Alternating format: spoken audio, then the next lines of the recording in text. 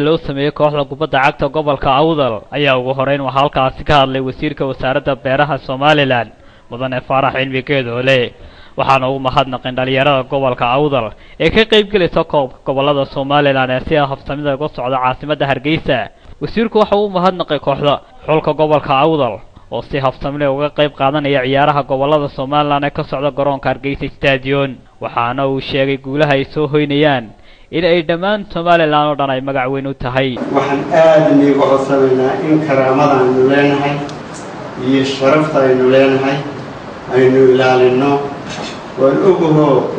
Soomaalidu waxay tiraahdaa qoori qadaba iska midayso qadabadu ay noo dambayso waa inaan hawsheena si fiican ugu gabagabaysaan ciyaar quruxsanaan baa labada kooxoodba ay soo bandhigeen guusha ilaah baa wada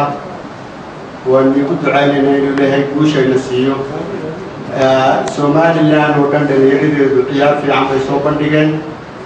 oo aan lahayn wax dhibaato ama cabasho ama isku horimaad aan lahayn taasina waa sharaf Somaliland leedahay waxaad isbarateen dhalinyaro ka timiday labada cirif ee wadanka saaxiibo badan baad yeelateen meel kasta saaxiibay in jooga waa inaad kororsataan jacayl iyo saaxiibadii inaad ka kororsataan waa inaad sharaftii aynu lahayn iyo ixtiraamkii iyo dad edeb badan baa laynagu yaqaanaa inaad tii garoonka la timaadaan lixdiinana aad ku wadaan